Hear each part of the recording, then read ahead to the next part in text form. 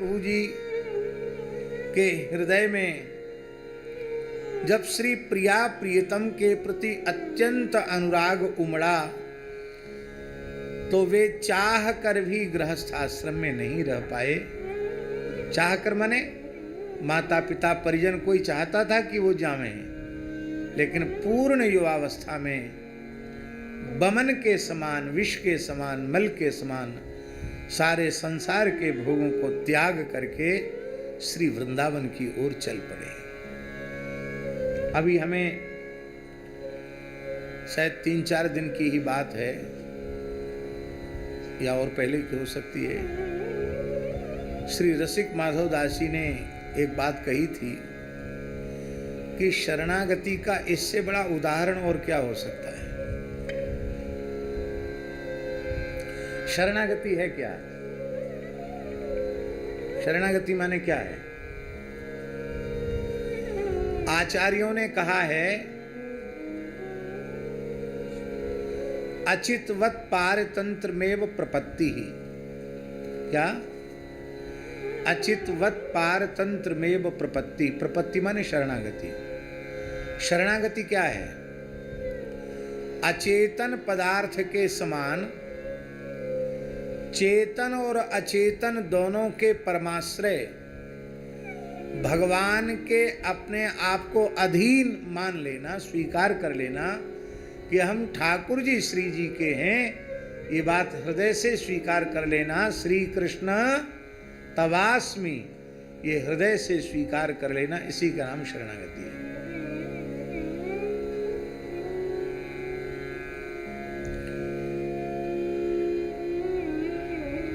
हमारे कंधे पर गमछा पड़ा है,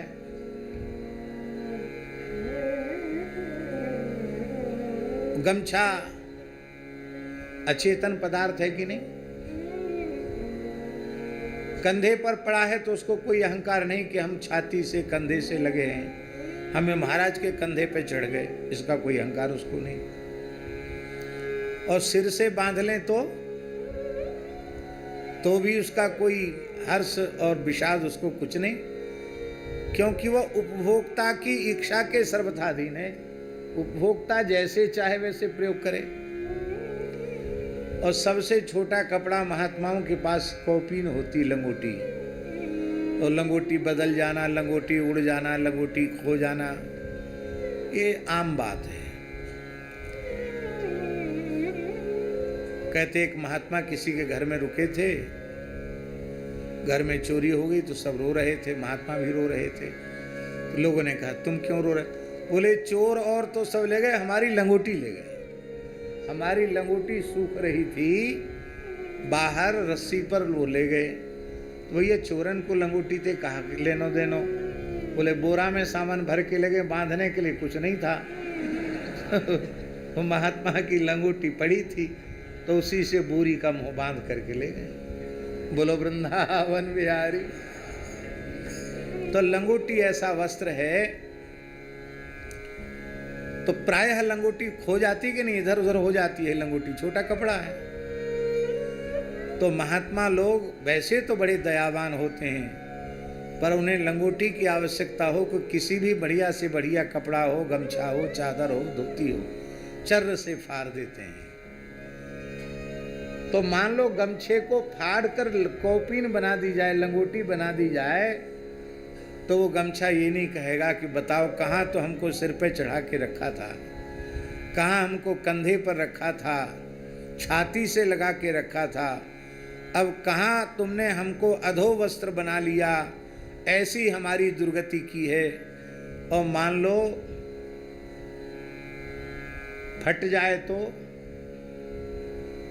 महाराज जी हमारे पूज्य गुरुदेव भक्तमाली जी कपड़े का संपूर्ण उपयोग करते थे। संपूर्ण उपयोग माने जब तक फट फट के सिलाई होती रहे तब तक तो सिलाई कर लेते थे अपने हाथ से ही, और जब वो इसके लायक भी न रहे तो उसके पोंछा बन जाते थे, कुछ पोंछा लगाने के काम में आवे, कुछ और कुछ रूमाल जैसे बन जाते थे। तो हम पूछते महाराज जी ये क्या है? हंस के कहते देखो कितना काम में आ रहा है, ये आँख पोंछा है। आँख पोंछा माने आंख में आंसू आ जाए तो इस कपड़े से पोंछ लो। एक और रखते किस्मतदानी में, बोले ये नक पोंछा है, नाक आ जाए तो इससे पूछ लो। अब बोले ये क्या है, तो कहते ये मुंह पोंछा है। और एक अलग रखा है दूसरी तरफ, ये क्या, बोले ये पग पोंछा है, लघु शंका हो कि है पैर उसी से अलग पूछे जाएंगे। तो अब इतने टुकड़े टुकड़े उस वस्त्र के कर दिए जाएं भैया जी, तो भी उस वस्त्र के मन में कोई वेदना नहीं, क्योंकि वस्त्र उपभोक्ता की इच्छा के सर्वथा अधीन है। वो जैसे चाहे वैसे उपभोग कर ले। और मान लो हमारे मन में आ गई, ले लो कुंज बिहारी भैया जी, ले लो गमछा, और हमने अपना गमछा दे दियो, इसको कोई वियोग भी नहीं होगा कि हमारा क्या अपराध था जो स्वामी ने हमारा त्याग कर दिया। दे दिया तो जहां दे दिया उसके पास भी उसके अधीन होकर के रहेंगे। पूर्ण पारतंत्र, पूर्ण पारतंत्र को शरणागति कहते हैं। और पारतंत्र दो प्रकार का होता है, एक भगवत पारतंत्र और एक भागवत पारतंत्र। और इसी पारतंत्र के संबंध में पूज्य बाबा श्री ठाकुरदास जी महाराज कहते थे कि पंडित जी महाराज के शब्द हैं, साधक स्वतंत्र नहीं और स्वतंत्र साधक नहीं। यही बात है ना बाबा, साधक स्वतंत्र नहीं और स्वतंत्र साधक नहीं। जो निरंतर यह अनुभव करे कि मैं स्वतंत्र नहीं हूं, मैं हरि गुरु संतों के अधीन हूं, हमारी अपनी स्वतंत्र कोई इच्छा नहीं है।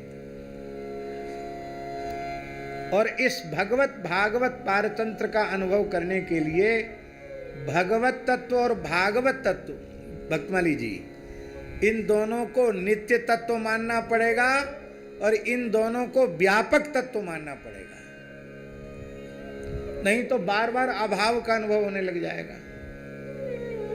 और इस संबंध में भक्तमाल जी में चरित्र है, इस संबंध में भक्तमाल जी में चरित्र है कि एक सत शिष्य था, भक्ति की समस्त प्रकार की निष्ठाएं उसमें परिपूर्ण रूप से प्रतिष्ठित थी, सारी भक्ति की निष्ठाएं उसमें प्रतिष्ठित थी।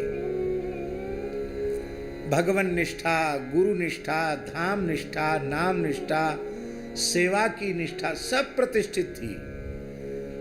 वो सर्वांग परिपूर्णा भक्ति का भाजन बन गया था उनका शिष्य, ऐसा भाग्यशाली शिष्य था।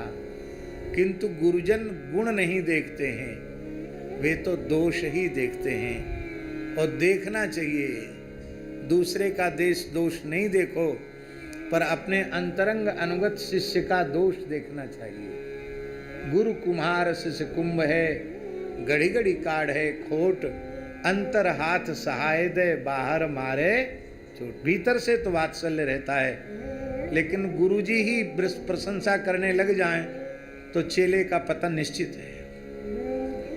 तो गुरुजी सोचते थे कि है तो बहुत भाग्यशाली जीव, सब प्रकार से योग्य है, किंतु इसकी उपासना में एक न्यूनता है, इसका संतों के प्रति गुरुभाव नहीं है, ये इसकी न्यूनता है। क्या न्यूनता है? संतों के प्रति गुरुभाव नहीं है। तो शरीर जो है वो किसी का भी सदा सर्वदा रहने वाला नहीं है। सदा सर्वदा रहेगा, हम रहेंगे कि आप रहें, कौन रहेगा? किसका शरीर सदा सर्वदा रहेगा? किसी का नहीं रहेगा। और महाराज जी ये भी नहीं कहा जा सकता कितने क्षण रहेगा, कोई ठिकाना है क्या? अभी बोलते बोलते बोलती बंद हो जाए, कोई ठिकाना नहीं। तो यह परम गुरु भक्त गुरुनिष्ठ है। जब तक मैं सदैव इस धरती पर विराजमान हूं, तब तक को बड़ी श्रद्धा भक्ति से अनुशासन में रह करके हरि गुरु संतों की सेवा कर रहा है। किंतु मेरे इस शरीर के जाते ही कहीं यह स्वतंत्र न हो जाए, और इसका जीवन का किया कराया साधन चौपट न हो जाए। और ये तभी होगा जब इसको यह अनुभव होवे कि गुरु महाराज कहीं गए नहीं हैं, इन संतों के रूप में गुरु महाराज हमारी संहार कर रहे हैं। ये अनुभव हो जाए तो इसकी सुरक्षा हो जाएगी, इसका जीवन सफल हो जाएगा। और इसी बात को परम रसिकवर विशाखा जी के स्वरूप श्री हरिराम जी व्यास जी ने कहा। हमें ये साखी बहुत प्यारी लगती है, इतनी प्यारी लगती है कि हम उसका वर्णन नहीं कर सकते। और आप सबको ही ये प्यारी लगनी चाहिए, इतनी प्यारी लगनी चाहिए कि हृदय पटल पर अंकित हो जाए और ऐसी दृष्टि हमारी बन जाए। कौन सी साखी है व्यास जी? आदि मध्य अरु अंत में यह रसिकन की रीति, संत सवे गुरुदेव हैं, व्यास ही यह परती। महाराज जी कितनी ऊंची, आदि मध्य अरु अंत में। इसका मतलब पहले जो रसिक हुए हैं, अभी जो रसिक हैं, आगे जो रसिक होंगे, सबकी रसरीति परिपाटी यही है कि उन्होंने सब संतों में गुरु तत्व का दर्शन किया। इसलिए हमारे यहाँ साधु में कहावत है, गुरु गुरु संत परम गुरु। परम गुरु माने दादा गुरु। गुरु जी के गुरु जी भी तो संत स्वरूप में ही है। और ये अनुभव करने में ज्यादा कठिनाई नहीं है। रोज हम लोग बोलते हैं महाराज जी, और ध्यान नहीं देते हैं। रोज बोलते हैं अखंड मंडलाकारं व्याप्तं येन चराचरं तत्पदं दर्शितं येन तस्मै श्री गुरवे नमः। अब सोचो, उस गुरु तत्व की व्यापकता का दर्शन, महाराज जी गुरु तत्व की व्यापकता का दर्शन श्री दत्तात्रेय भगवान ने कुंवारी कन्या में कर लिया, मकड़ी में कर लिया, बाण बनाने वाले में कर लिया, शहद निकालने वाले में, हाथी में, हिरण में, सर्प में, कहां तक बेश्या में गुरु तत्व का अनुभव कर लिया। मलुकदास जी के जीवन का महाराज जी एक प्रसंग है, शायद आप लोगों ने नहीं सुना होगा। बड़ा विचित्र प्रसंग है। आप गंगा जी के तट पर कड़ा की घटना है, रात्रि में धूना पर बैठ करके ध्यान कर रहे थे, नाम जप कर रहे थे, अर्धरात्रि का समय था।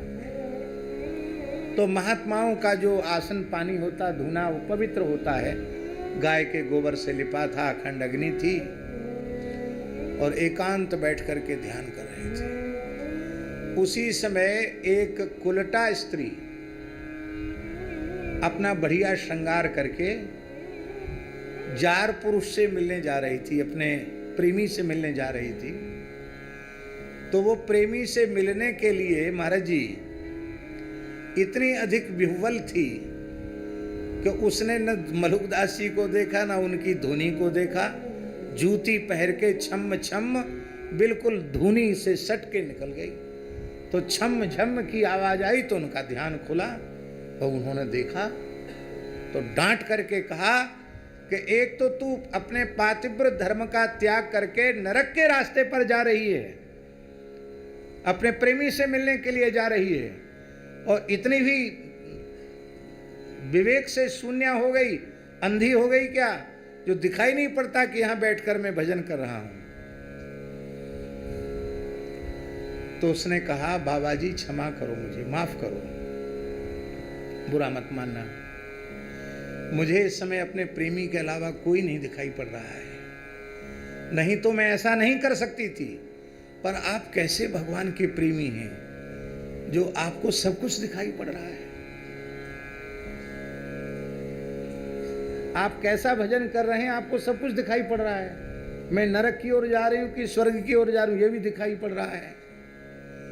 इतना सुनते ही मलुकदास जी ने भूमि पर माथा रख करके कहा, मैं यहाँ गुरु तत्व को प्रणाम करता हूँ। ऐसे भजन करना चाहिए जो शरीर संसार में कौन क्या कर रहा है खबर नहीं। हमने ऐसे महात्माओं का दर्शन किया है। मैं मर्यादा के कारण नाम नहीं ले सकता हूँ कि जिन्होंने 40-50 वर्ष संतों के संत निवास में इतनी छोटी सी जगह में व्यतीत कर दिया।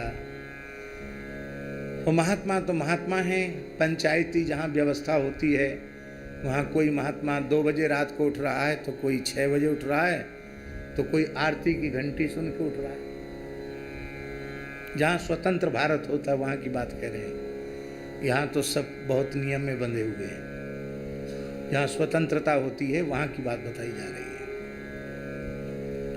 जहाँ कोई किसी से कुछ कहने वाला न हो, और कोई कहो रेडियो बजा रहा है, और कोई संगीत सीखने गया तो हारमोनियम सारे गामा पाधानी सा कर रहा है, कोई तबला सीखने लगा तो धागे नाके नाते धीना कर रहा है, और कोई महात्मा है तो महात्मा में कोई नेताजी वाली प्रकृति के होते हैं। वो अखबार ले आते हैं तो वो अखबार बाँचते हैं, सुनाते हैं, अरे क्या हो रहा है, तुम यही माला फेर रहे हो, देश दुनिया में इस समय क्या क्या हो रहा है तुम्हें खबर नहीं है। हमारे महाराज जी के पास एक संत रहते थे, मनसुख लाल जी। वो अंग्रेजी अखबार लाते थे खरीद के। क्या? अंग्रेजी भाषा वाला। वो हिंदी पढ़ना जानते नहीं थे। बोलो वृंदावन बिहारी। वो सीताराम नाम जो लिखे रहते ना एक पुस्तक में, ऐसे सीताराम सीताराम सीताराम सीताराम सीताराम सीताराम सीताराम, उससे तो वो नाम जप करते थे, सीताराम सीताराम सीताराम सीताराम। और कुछ इसमें सीताराम लिखा है ये उन्हें विश्वास था, बस अक्षर न पहचानते, पढ़ना बिल्कुल नहीं जानते थे। और सिद्ध महात्मा थे। रामचरितमानस के पाठ में जरूर जाते वो। आप कहें जब पढ़े ही नहीं जानते तो पाठ में क्यों जाते थे? तो उनको पाठ नहीं, पाठ का सरगम याद था। ऐसे मंगल भवने मंगलहारी द्रवो सुदसर तज्र विहारी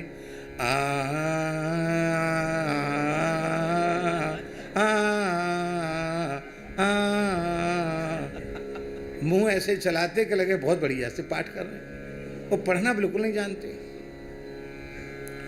तो अंग्रेजी अखबार लेके आते, इसलिए उनका नाम एक मनसुख लाल। अंग्रेजी अखबार लेके आते।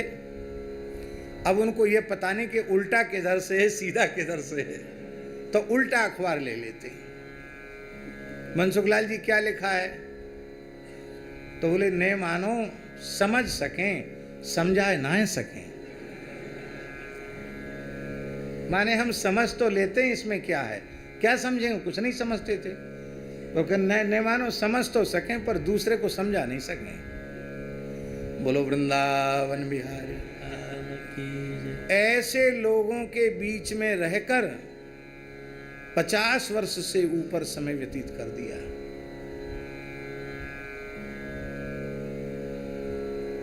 किसी से झगड़ा नहीं हुआ, किसी से बुराई नहीं हुई, वृंदावन से बाहर नहीं गए। आज 60-65 वर्ष हो रहा उनको वृंदावन से बाहर नहीं गए। कहो तो नाम ले दें नाम, बड़े मोनी जी।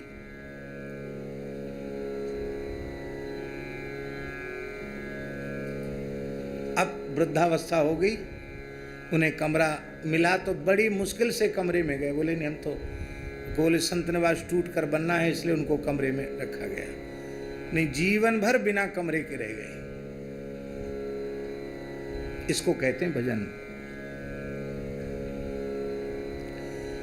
सब में गुरु तत्व का अनुभव कर लेना, तो उसकी पहली अवस्था है गुरु में गुरु तत्व का अनुभव करना, फिर संतों में गुरु तत्व का अनुभव करना, फिर जहां कहीं से भी हमें भजन की प्रेरणा प्राप्त हो रही है हम समझें यहाँ हमारे पूज्य गुरुदेव भगवान प्रतिष्ठित होकर के हमको भजन के मार्ग पर आगे बढ़ा रहे हैं।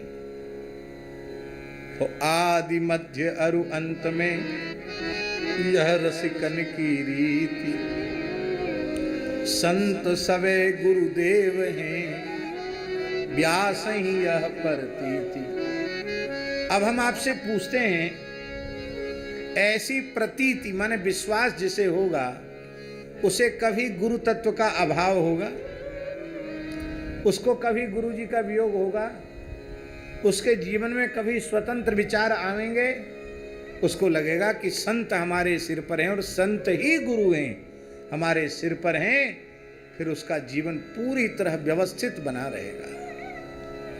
तो गुरु जी सोचते थे इसमें यही कमी है। और वो शिष्य ऐसा वैसा शिष्य नहीं था भैया जी, सारा स्थान वही संभालता था। ठाकुर सेवा, गौ सेवा, संत सेवा, अतिथि सेवा, उत्सव, भोज भंडारा सब उसी के जिम्मे था। एक प्रकार से वह स्थान का पूर्ण सेवक वही था। तो संतों में रामत के लिए जाना पड़ता है। फसल के समय रामत करने जाते हैं 10 साधु लेके, तो जहाँ अपना सेवकाना होता वहाँ से कुछ अन्न, आटा, दाल, चावल इकट्ठा हो गया, लाकर गुरु महाराज के यहाँ रख दिया, फिर सेवा किया। पुरानी पद्धति है। तो रामत का समय हो गया, 10 साधुओं के साथ प्रणाम करके प्रार्थना की गुरु जी को कि गुरु जी आपकी आज्ञा हो तो मैं प्रतिवर्ष की भांति इस वर्ष भी रामत पे जाऊं। तो गुरु जी ने कहा तुम तो जाते ही हो और समय हो गया तो जाओ, लेकिन हमारे मन में बहुत दिन से एक इच्छा हो रही थी कि मैं तुमसे कुछ कहूं। तो आसन वासन बांध के तैयार होके आए थे, तुरंत आसन रख दिया, हाथ जोड़ के आज्ञा करें भगवान, गुरुदेव आज्ञा करें। बोले नहीं, अभी नहीं बोलेंगे, क्योंकि अभी तुम द्विचित हो। द्विचित जानते हो ना, 2 जगह चित्त। अब जाने में चित्त लग गया तो एकाग्र चित्त नहीं हो, इस समय तुम द्विचित हो। और द्विचित व्यक्ति उपदेश का पात्र नहीं होता है। द्विचित कतहु परितोष न लहई, एक एक सन मरम न कहीं। इस समय तुम द्विचित हो, तुम लौट के आओगे तब बताएंगे। और महाराज जी जब वो लौट के आया तो स्वामी रहो समाए, ठाकुर जी की आज्ञा हो गई, बुलावा हो गया और गुरु महाराज भगवत धाम चले गए। गुरु जी भगवत धाम चले गए और शिष्य लौट के आया तो देखा गुरु जी का आसन सूना है। बड़े बूढ़े संत स्थान में बैठकर रो रहे हैं। कहा क्या हुआ, स्थान में सूना कैसे? सब गुरु भाई कहाँ चले गए? बोले वो तो सब गुरु जी की अंतिम यात्रा में गए हैं, गंगा जी में जल समाधि करने के लिए गए हैं। गंगा किनारे की घटना, गुरु जी के पवित्र देह को गंगा जी में विसर्जित करने गए हैं। दौड़ा शिष्य और अभी बस तैयारी चल ही रही थी कि गुरु की गिरा विश्वास, फेरी सब घर में ले आयो। करने गए हैं, दौड़ा शिष्य और अभी बस तैयारी चल ही रही थी कि गुरु की गिरा विश्वास, फेरी सब घर में ले आयो। गुरु जी के मृत देह को वो शिष्य अपने स्थान में ले आया। लोग कह रहे थे पागल हो गए हो क्या, स्मशान से मुर्दा लौट के घर नहीं लाया जाता है, आज तक कभी ऐसा हुआ नहीं, क्या कर रहे हो? किसी की नहीं सुनी। और गुरु महाराज को आश्रम में पधराकर साष्टांग प्रणाम किया और चरण पकड़ के कहा गुरुदेव आप दीनहीन की परीक्षा क्यों ले रहे हैं? आप तो भगवत स्वरूप हैं, हैं? गुरु साक्षात परब्रह्म तस्मै श्री गुरुवे नमः। और जब परब्रह्म है तो परम सत्य हैं आप। तो आप तो झूठ तो बोल नहीं सकते, आपके मुंह से झूठी बात निकल नहीं सकती। आपने कहा था कि तुम सेवा करके लौट के आओ तब मैं तुम्हें एक बात बताऊंगा। अब मैं आ गया, अब आप कृपा करके बताइए।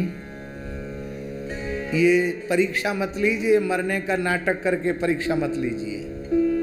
तो पूज्य गुरुदेव भक्तमाली जी के मुखारविंद से हमने सुना, ऐसा कहकर जब गुरुदेव के चरणों में सिर रखकर उसने कहा, गुरुदेव गुरुदेव गुरुदेव। महाराज जी कहते थे भगवान का नित्य धाम गुरुदेव गुरुदेव शब्द से गूंजने लग गया।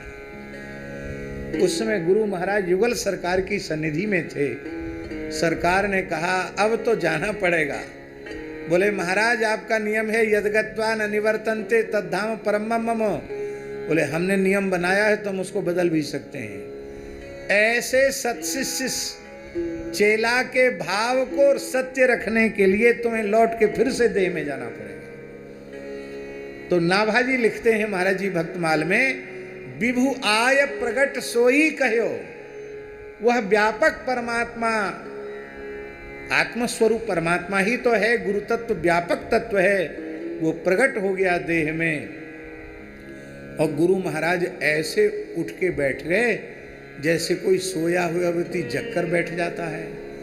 अब तो सबको बड़ा आश्चर्य हुआ, गुरु जी तो कई घंटे पहले शांत हो गए थे, ये कैसे हो गई विचित्र घटना। अब शिष्य ने कहा गुरु जी अब बताइए। बोले बेटा हम यही कहने के लिए वहां से लौट के आए कि तुम जैसा मेरे प्रति आदर भाव रखते हो वैसा ही आदर भाव सब संतों के प्रति रखो, क्योंकि संत सवै गुरुदेव हैं, व्यास ही यह प्रतीत। यदि ऐसा नहीं मानोगे तो जब मैं उपस्थित नहीं रह जाऊंगा तो तुम्हारे जीवन में पतन की आशंका उत्पन्न हो जाएगी।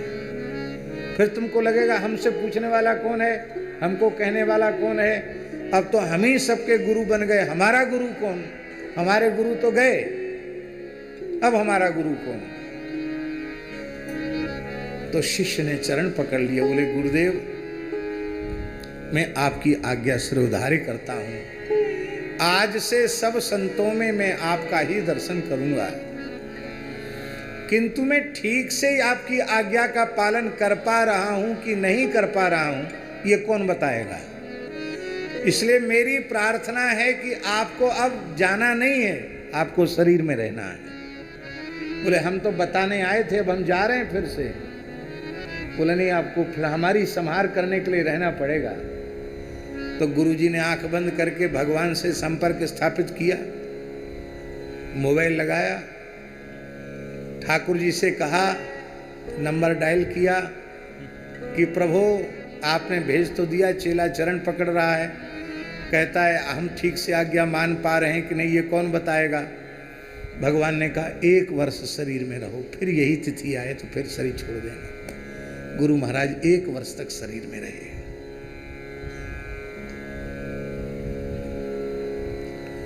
बहुत विलक्षण बात है। इसलिए ये अनुभव करना। हाँ, तो हम ये बात कह रहे थे, हरिगुरु संतों के प्रति पारतंत्र, और पारतंत्र जब हो गया, हम उनके अधीन हो गए, तो न अपनी कोई इच्छा है, फिर न अपनी कोई अनिच्छा है। वे जो कह दें उसको बिना अपनी बुद्धि का प्रयोग किए हुए ज्यों का त्यों मान लेना और उसमें लग जाना। अब एक प्रश्न है महाराज जी, मान लो अपने से बड़े कोई शास्त्र विरुद्ध आज्ञा देते हैं तो, क्योंकि अभी तो आपने ये कहा कि अपने से बड़े जो कहें उसको ज्यों का त्यों मान लो, अपनी बुद्धि मत लगाओ। और शास्त्र विरुद्ध कोई आज्ञा दे रहे हैं, तब क्या करना चाहिए?